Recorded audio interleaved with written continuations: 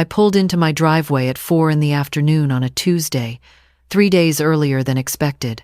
The flight from Houston had been delayed twice, and I was exhausted, but all I could think about was getting home to David. My mother's surgery had gone better than the doctors anticipated, and my sister had insisted she could handle the recovery period alone. After 3 weeks away, I just needed to see my husband. The house looked wrong. I couldn't put my finger on it at first, but something was off. David's wheelchair ramp was still there, but the potted ferns I'd left on the porch were gone. The mailbox was overflowing.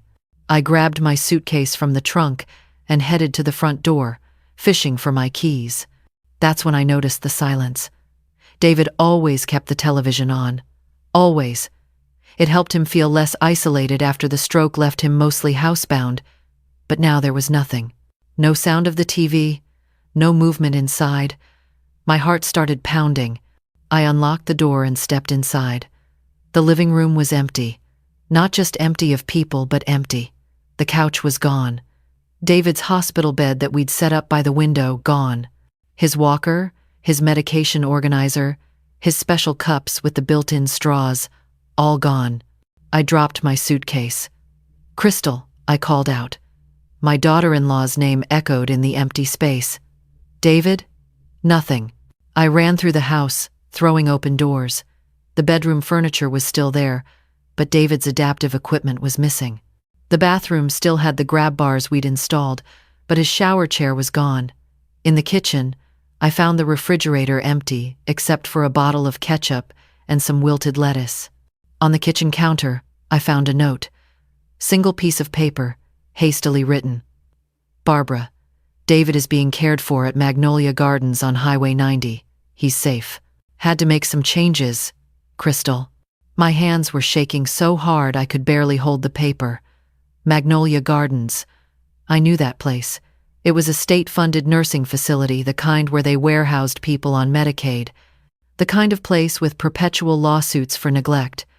The kind of place we'd specifically said we'd never, ever let David end up in. I grabbed my phone and called Marcus. It went straight to voicemail. Right, he was on the rig.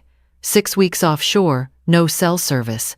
I'd spoken to him briefly when I first got to Houston, and he'd assured me that Crystal had everything under control with his dad. "She's really stepping up, Mom," he'd said. I'd been relieved. I called Magnolia Gardens. The woman who answered sounded harried. "Yes, we have a David Henderson, room 242, visiting hours are until 8. I was in my car and speeding down Highway 90 within 2 minutes. Magnolia Gardens was worse than I remembered. The building was a squat, gray concrete structure that looked more like a prison than a care facility. The parking lot had potholes deep enough to swallow a tire. I ran inside, past a reception desk where a bored attendant barely looked up, and found the directory. Second floor, room 242. The elevator was broken. I took the stairs 2 at a time. The hallway on the second floor smelled like urine and disinfectant, that particular combination that means people are trying to cover up neglect. I passed rooms with doors half open, glimpsing elderly residents slumped in wheelchairs, staring at nothing. Room 242 was at the end of the hall. The door was open. I stepped inside and felt my knees buckle. David was in a bed by the window. Not his bed, not his comfortable adjustable hospital bed, but a standard facility bed with rails. He was facing away from me, curled on his side. His hair, which I'd kept neatly trimmed, was long and greasy. He was wearing a hospital gown that was stained and too small. "David," I whispered. He turned his head slowly. His eyes, when they found mine, were confused at first. Then recognition hit, and he started crying. Not quiet tears, but deep, heaving sobs. He tried to speak, but the stroke had damaged his ability to form words clearly. What came out was a garbled stream of sounds, but I understood the emotion behind them. Relief, fear, desperation. I was at his side in seconds, holding him. He was thinner, much thinner. I could feel his ribs through the gown.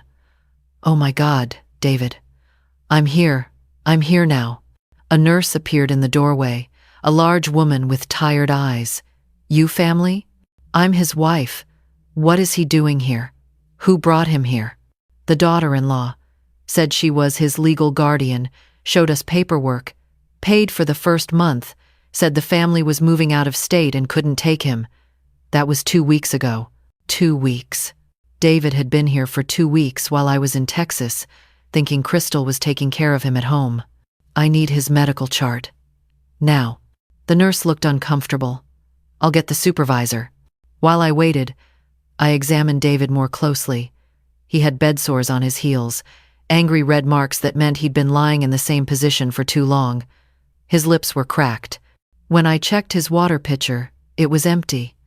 There was a tray of congealed food on the bedside table, untouched. David needs soft foods, foods he can swallow easily. This was some kind of meatloaf, hard and cold.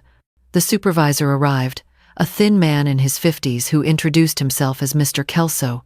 He had a folder under his arm. Mrs. Henderson, I understand you're upset. Upset? My husband shouldn't be here. Who authorized this? He opened the folder. We have documentation.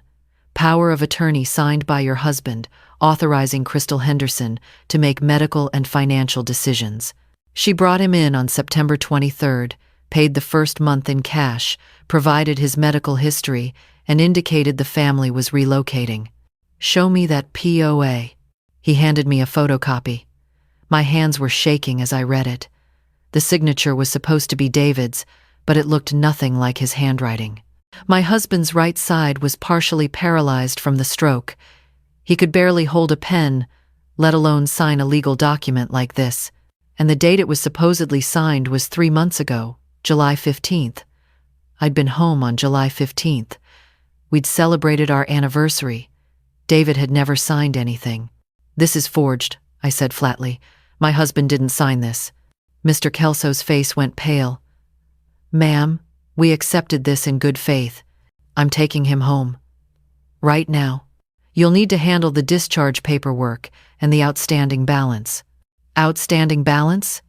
You said Crystal paid for the month. She paid for 2 weeks. The monthly rate is $1,500. She paid $750. We've been caring for your husband for 14 days. The remaining balance is $750. I wanted to scream. Instead, I pulled out my credit card. I'll pay it. Get me the discharge papers. It took 2 hours to process everything. During that time, I sat with David and pieced together what I could. His speech was difficult to understand, but I'd learned over the past year to interpret his attempts at communication. He kept trying to say Crystal's name over and over with increasing agitation. He made gestures, pointing at his wedding ring, which was missing, pointing at his wrist where his watch should have been, gone. I called Marcus again, still voicemail. I left a message, trying to keep my voice steady. Marcus, it's your mother. Call me the second you get this. It's about your father. It's an emergency. By 7 p.m., I had David in my car, wrapped in a blanket from the facility because his own clothes were nowhere to be found. I drove home with one hand on the wheel and one hand holding his. He kept making sounds, agitated sounds, trying to tell me something. I know, sweetheart. I know. We're going home. But when we got home, the house was still empty. No furniture in the living room, no bed for David. I spread blankets on the bedroom floor and made a temporary bed, propping pillows around David to keep him comfortable. Then I started looking for answers. Crystal and Marcus lived about 20 minutes away, in a rental house in Metairie. I tried calling Crystal's phone. It went straight to a message saying the number was no longer in service. I tried her Instagram, where she posted daily content about her wellness journey, green smoothies, and yoga poses. Her last post was from 2 weeks ago. Nothing. Since. I needed to understand what had happened. I went to David's office, the small room where he used to manage our finances before the stroke. I'd taken over most of it since then, but David had insisted on keeping certain things himself, a sense of independence he needed. His filing cabinet was still there. I started going through it. Our bank statements were gone. The folder where we kept insurance documents was empty. The safe where we stored important papers was cleaned out. My heart was racing. I logged onto our bank account online. The savings account was empty. We'd had $42,000 in there, money we'd saved over 30 years of teaching. My pension contributions, David's disability settlement from the oil company where he'd worked before the stroke, gone. Every penny. I checked the checking account. $300? That was it. I started hyperventilating. I forced myself to breathe slowly. Then I looked at the transaction history. On September 24th, the day after David was dropped off at Magnolia Gardens, there had been a wire transfer. $42,000 moved to an account at a different bank. The memo line said estate planning. There were other transactions. September 10th, a week into my trip to Houston, $5,000 to Celestial Wellness LLC. September 15th, another $8,000. September 20th, $12,000 to Paradise Property Management Costa Rica. Costa Rica. Crystal had been talking about Costa Rica for months. She'd shown me pictures of wellness retreats there, places where people paid thousands of dollars for yoga classes and juice cleanses. She'd mentioned wanting to open her own retreat center someday. I'd thought it was just talk. I went back further in the transaction history. August, while I was still home, a transfer of $15,000 to Lakeside jewelry buyers. I ran to my bedroom, to my jewelry box. It was empty. My mother's engagement ring, worth at least $20,000. My pearl necklace from our 25th anniversary. David's Rolex, the one his father had given him, all gone. I sat on the bedroom floor next to David, who had finally fallen into an exhausted sleep. Crystal had robbed us. She'd stolen everything we had, dumped David in the cheapest facility she could find, and disappeared. The next morning, I called the police. The officer who came to take my report was a young woman named Detective Lisa Moreau with the Jefferson Parish Sheriff's Office. I showed her everything. The forged POA, the bank statements, the empty house, the medical records from Magnolia Gardens showing David's condition when I found him. Mrs. Henderson, this is elder abuse, financial exploitation, and fraud. Possibly identity theft if she forged documents. We'll need your husband to give a statement when he's able. He can't speak clearly. The stroke. We can work with that. Can he write? Use a communication board? Sometimes. On good days. Detective Moreau spent 3 hours at our house, documenting everything. She took photos of the empty rooms, the missing furniture, the medical records. She copied all the bank statements and the forged POA. Do you know where Crystal might have gone? She asked. Costa Rica, maybe. She made transfers to something called Paradise Property Management. We'll start there. Do you have any recent photos of her? I pulled up her Instagram on my phone. Crystal's profile was full of selfies, that influencer aesthetic, with perfect lighting and carefully curated shots. Long blonde hair, bright smile, yoga poses on the beach, 29 years old and beautiful, and I'd trusted her with my husband's life. Detective Moreau copied the information. Mrs. Henderson, I want to be straight with you. International cases are complicated. If she's in Costa Rica, it could take time to locate her, and even longer to extradite her. We'll do everything we can. After she left, I called Marcus again. This time he answered. He was on a sat phone from the rig, the connection crackling with static. Mom, is everything okay? I got your messages. Marcus, where is Crystal? What do you mean? She's at home. She's been taking care of Dad while you were gone. No, she hasn't. Your father was abandoned at a state nursing home. Crystal emptied our bank accounts and took everything. She's gone. Silence on the line. Then, what? That's not possible. I talked to her a week ago. She said everything was fine. When was the last time you actually saw her? Before I left for the rig. 6 weeks ago. But we've been texting. Marcus, your father was found with bed sores and malnutrition in the worst facility I've ever seen. Crystal forged legal documents, stole over $70,000 from us, and disappeared. The police are involved. I heard him breathing, harsh and fast. I don't understand. Why would she do that? I don't know. But I need you to come home. As soon as you can. I can't leave the rig for another 2 weeks. Contract. But Mom, there has to be some mistake. Crystal wouldn't do this. She did. And we need to talk about how much you knew. I didn't know anything. His voice cracked. Jesus, Mom, you think I was part of this? I don't know what to think. But your wife robbed your father and left him to die. So you need to get home and help me figure out what the hell happened. He promised to try to get emergency leave. I hung up and went to check on David. He was awake, trying to sit up. I helped him into his wheelchair, which I'd retrieved from a storage unit Crystal had apparently rented to stash our belongings. At least she'd paid for that. David kept trying to talk. He'd point at things, make frustrated sounds when I couldn't understand. Finally, I got a notepad and put a pen in his left hand, his good hand. He wrote slowly, the letters shaky but readable. Tried tell you. Tell me what? He wrote, Crystal bad. When? When did you try to tell me? He pointed at his phone, which I'd found in a drawer at Magnolia Gardens. I powered it on. The battery was nearly dead. But when I opened his messages, I found texts to me from 3 weeks ago, right after I'd arrived in Houston. The messages were garbled, the kind of typos someone makes when they can barely use their hands. Barbara, help Crystal and Smething wrong need and please call. I'd seen those texts. I'd thought they were just David struggling with his phone, his disability making typing difficult. I'd texted back, I'll call tonight, honey. Hang in there.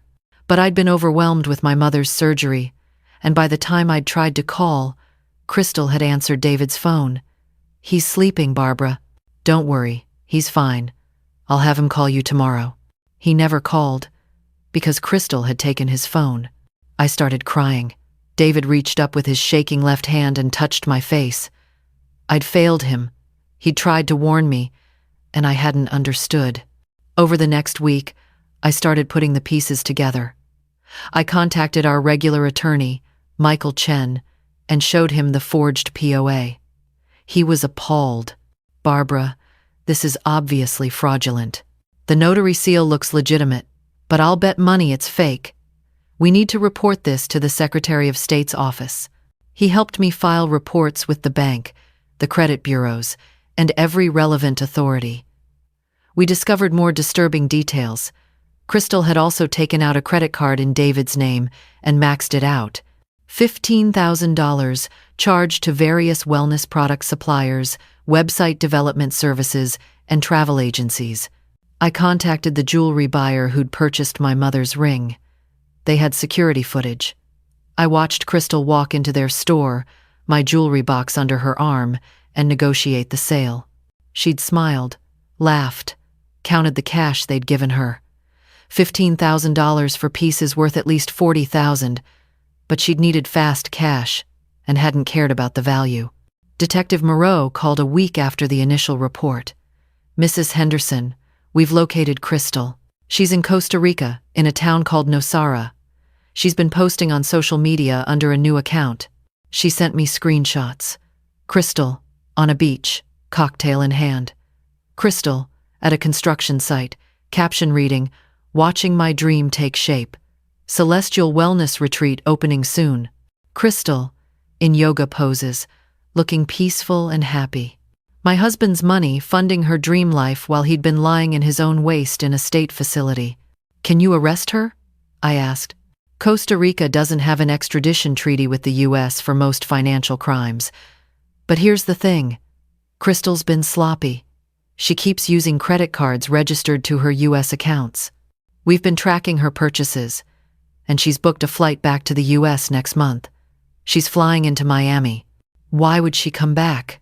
My guess? She thinks she's gotten away with it. Maybe she's planning to visit family, or she needs to tie up loose ends. Some criminals are just arrogant. We've contacted Miami PD and Homeland Security. They'll arrest her when she lands. A month felt like forever. Marcus came home finally. He looked devastated. We sat at the kitchen table, the one piece of furniture Crystal hadn't managed to sell, and he told me what he knew. She'd been talking about the retreat for a year, he said. She showed me business plans, told me she was saving up. I thought she was using her own money from her wellness coaching business. She made decent money, Mom. Or at least, I thought she did. Did she ever ask you about our finances? About David's disability settlement? Marcus went pale. Yeah. She asked how much it was. I told her. Jesus, I told her everything. She said she was asking because she wanted to make sure we had a good financial advisor. She said her friend's parents had been scammed by their advisor and she didn't want that to happen to you guys. She was planning this. I didn't know, Mom. I swear to God, I didn't know. I wanted to believe him. Looking at his face, seeing the genuine horror there, I thought maybe I could. The month passed slowly. David's physical therapist came to the house, someone I paid for privately because our insurance had been mysteriously canceled. Crystal had called the insurance company, pretending to be me, and canceled our policy. Another thing to fix. David was improving, slowly.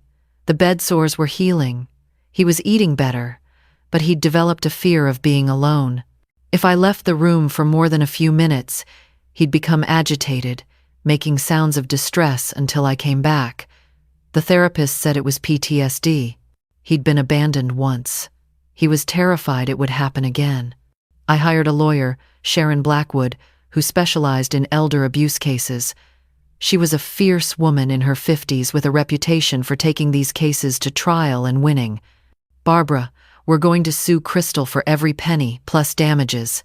Even if she doesn't have the money now, we'll get judgments against her that will follow her for life, and we're going to push for the maximum criminal penalties.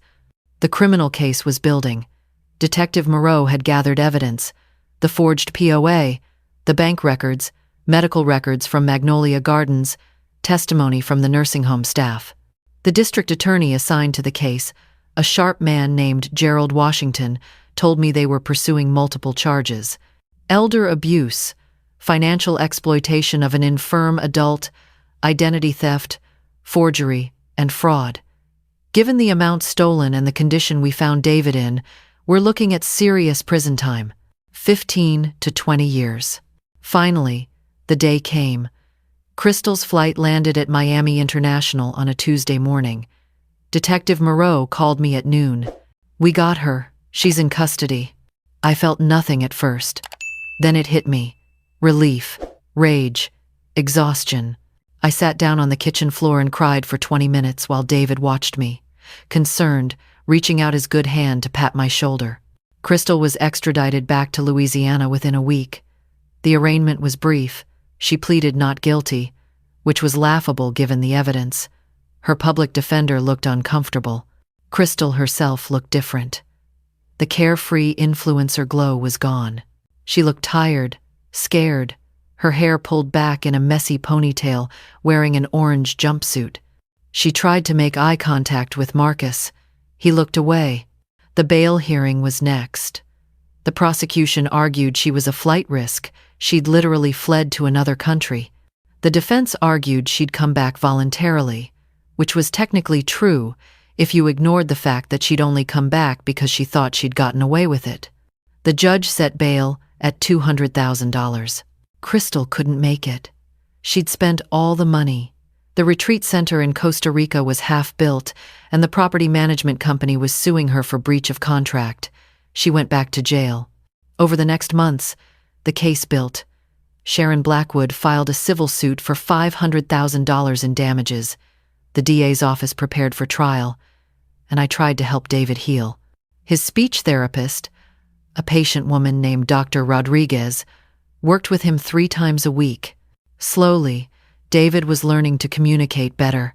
He'd never speak clearly again, but he could write better, and we developed a system of signs and gestures that helped. One evening, as I was helping him get ready for bed, he wrote something on his notepad and showed it to me.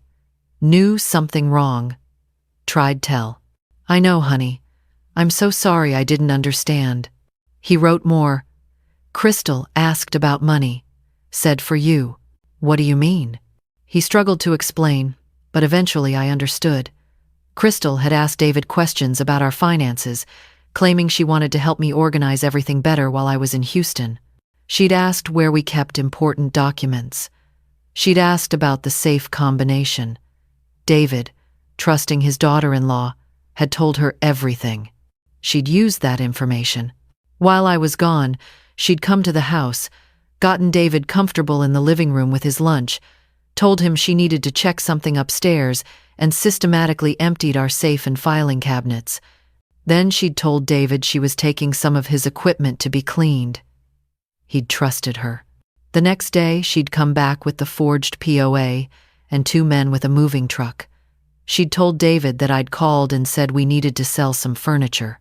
He'd protested, but she'd said it was my decision.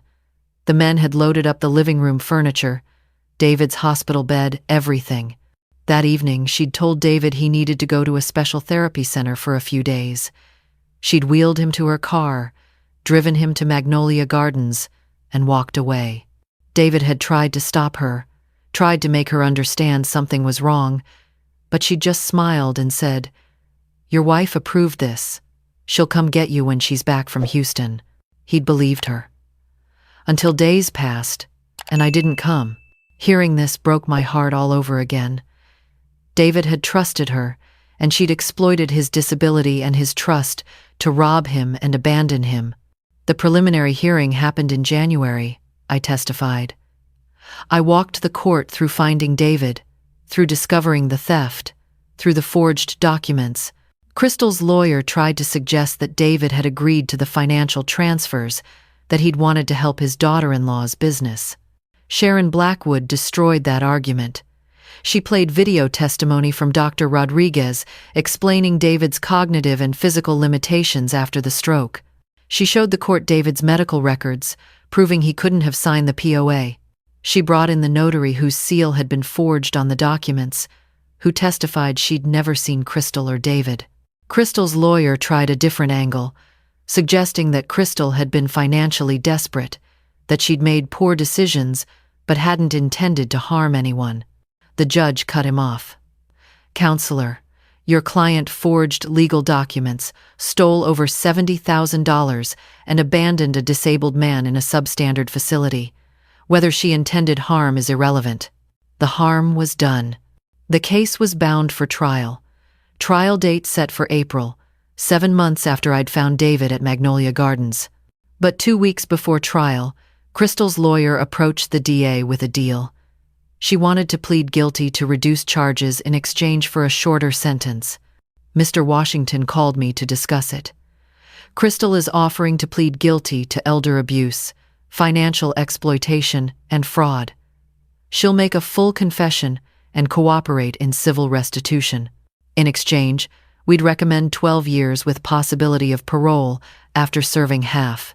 What would she get if we went to trial? If convicted on all counts, 15 to 20 years. But trials are risky. Juries are unpredictable. I thought about David, about having to testify in detail about his condition, about reliving the trauma. I thought about the stress of a trial, the media attention, the months of preparation. Will she serve real time? Yes. Louisiana doesn't have early release programs for these crimes. She'd serve at least 6 years, realistically more like 8 or 9. I talked to David about it. He wrote on his notepad, "Make her pay." I called Mr. Washington back, "Take the deal, but I want her to give a full confession on record. I want her to explain exactly what she did and why." They arranged it. Crystal's confession was given in a conference room with prosecutors, defense attorneys, and a court reporter present. I was allowed to listen via closed-circuit video. Crystal looked small, defeated, but when she spoke, I heard no real remorse, just self-pity. "I needed money for the retreat center," she said. "I'd been planning it for 2 years. I had investors interested, but I needed capital to get started. Marcus and I didn't have that kind of money. I knew Barbara and David had savings. I thought if I could just borrow it and pay them back when the business took off." "But you didn't borrow it," the prosecutor said. "You stole it." "I was going to pay it back. You forged a power of attorney. You abandoned a disabled man in a nursing facility. You fled the country." Crystal started crying. I panicked. David was more work than I expected. He needed constant care. I couldn't handle it. I thought the nursing home would take better care of him than I could. You put him in the cheapest facility you could find and abandoned him without proper payment or arrangements. I didn't mean for it to be permanent. I thought Barbara would come back and fix everything. Did you consider that David might die while he was there? Silence. Miss Henderson, did you consider that David might die? I thought he'd be fine for a few weeks. Listening to this, I felt sick. She hadn't cared. She'd risked David's life for money, for a dream that was always doomed because it was built on theft and lies.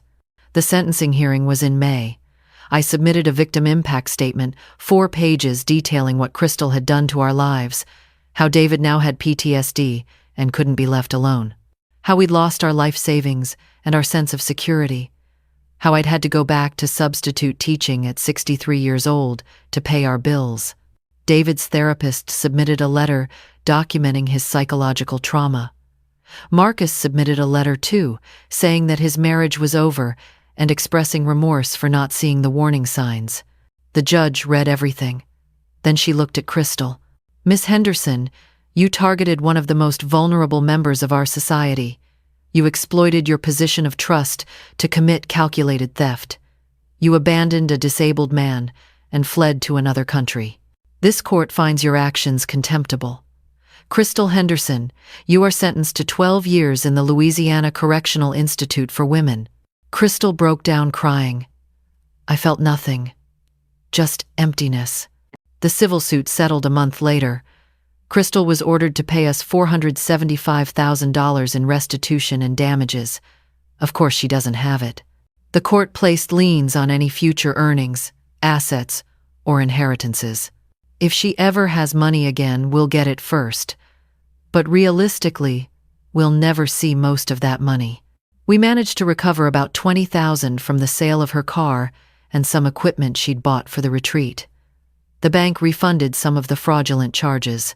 Insurance covered a portion of David's medical costs. In total, we got back maybe $35,000 of the $70,000+ she stole. The house feels different now. I've replaced the furniture, bought David a proper hospital bed again, set everything up the way it was, but it doesn't feel like home anymore. It feels like a place where we're waiting for the next bad thing to happen. David is improving, physically at least, but the psychological damage is harder to heal. He has nightmares. Sometimes he wakes up panicking, thinking he's back in that facility. I hold him until he calms down, reminding him he's safe, that I'm here. Crystal is at the Louisiana Correctional Institute for Women in Street Gabriel, about an hour from New Orleans. She'll be eligible for parole in 6 years. Marcus divorced her while she was awaiting trial. He sends money every month to help with David's care, trying to make up for bringing her into our lives. I've told him it's not his fault, but I'm not sure either of us believes it. People ask me sometimes if I regret pursuing the case so aggressively. If 12 years is too harsh, if I should have tried to work it out as family. Here's what I tell them. Crystal made a choice. She chose to view David, a man who'd welcomed her into our family, as nothing more than a source of money. She chose to forge documents, commit fraud, and abandon a helpless person. She made those choices when she was young, healthy, and fully capable of understanding right from wrong. 12 years isn't too harsh. It's accountability. It's a message that society doesn't tolerate this kind of predatory behavior. David doesn't ask about Crystal anymore. I think he's blocked her out, his mind's way of protecting itself. Sometimes he'll look at photos of Marcus and seem confused, like he can't remember why his son doesn't visit as often. I don't remind him. Some memories are better left, blurred. Last week, David wrote something new in his notebook. He'd been quiet all morning, just sitting by the window, watching the birds at the feeder. Then he motioned for me to come over and showed me what he'd written. "Glad you came home." I cried reading those 4 words. "Me too, sweetheart. Me too." If I'd stayed in Houston the full 4 weeks as originally planned, David might not have survived. The nursing home was already talking about transferring him to a state hospital because they couldn't handle his care needs. Who knows what would have happened then? I came home early because my mother improved faster than expected. That timing saved David's life. I think about that sometimes, about how close we came to losing everything. Crystal stole our savings. She stole our sense of security. She stole David's trust in people. But she didn't win. We're still here. We're still together. We've learned to adapt to a new normal, a life with less money but more appreciation for what we have. I've learned things from this nightmare. I've learned to trust my instincts when something feels wrong. I've learned that family isn't always safe, that sometimes the people who hurt us most are the ones we welcomed into our homes. I've learned to watch for warning signs. Someone too interested in your finances. Someone who isolates vulnerable family members. Someone whose lifestyle doesn't match their claimed income. I share these lessons now. I speak at senior centers, at caregiver support groups. I tell David's story, with his permission, to warn others. Elder abuse is more common than people realize. Adult children, in-laws, caregivers, they see vulnerable elderly people as easy targets. They forge documents, steal savings, and abandon their victims. It happens every day. The signs Crystal showed were there if I'd known to look. She'd asked too many questions about our finances. She'd offered to help with David's care in ways that isolated him from others. She'd been in financial trouble but suddenly seemed to have money for her business plans. She'd been planning the retreat for years, but never had a clear explanation of where the funding would come from. I missed those signs because I wanted to believe the best of her, because she was Marcus's wife, and that meant she was family, and you're supposed to trust family. That's the lesson that hurts most. You can't always trust family. Sometimes the person smiling at your dinner table is counting your silver. Sometimes the person offering to help is planning to rob you. And sometimes the person who swears they love you is only there for what they can take. David and I have started over financially. We're living on my substitute teaching income, David's disability payments, and the small amount we recovered from Crystal. We'll never have the retirement we planned. We'll never take that trip to see the Grand Canyon we'd been saving for. We're working with a financial counselor to budget, to make the money stretch. But we're together. On good days, David can write full sentences now. He can communicate better. His physical therapy is helping. He'll never be who he was before the stroke, but he's improving, and he knows I'll never leave him again.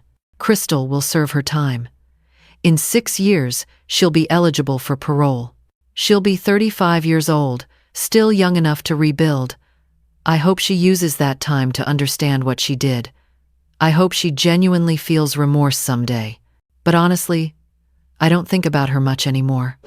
She's in my past, a dark chapter that's closed. My focus is on David, on helping him heal, on making the most of whatever time we have left together. We're both in our 60s. Life is finite. Crystal tried to steal our final years together, but she failed. We're still here. Last night, as I was helping David get ready for bed, he wrote something that made me smile. "Love you. Thank you. I love you too," I told him. Always. That's what matters. Not the money, not the house, not the perfect retirement. Just this, being here for each other when it counts. Crystal never understood that. Money was everything to her, worth more than integrity, more than family, more than human decency. She lost everything chasing that money. Her freedom, her marriage, her future. Meanwhile, David and I are still here, still loving each other, still making it work. That's the real victory. Not the prison sentence, not the civil judgment, but the fact that we survived her betrayal and came out still caring for each other. She tried to break us and failed. So, no, I don't regret the 12 years. I don't regret any of it. Justice needed to be served, not just for us, but for every vulnerable elderly person out there. Every person who might be targeted by someone like Crystal. The sentence sends a message. This behavior has consequences. And for anyone listening to this story, anyone taking care of elderly parents or disabled family members, please learn from what happened to us. Watch for the warning signs. Protect legal documents. Monitor finances. Don't give anyone power of attorney without independent legal counsel. Set up bank alerts. Tell multiple trusted people about your caregiving arrangements. Create backup plans. And if something feels wrong, trust that instinct. David tried to tell me something was wrong.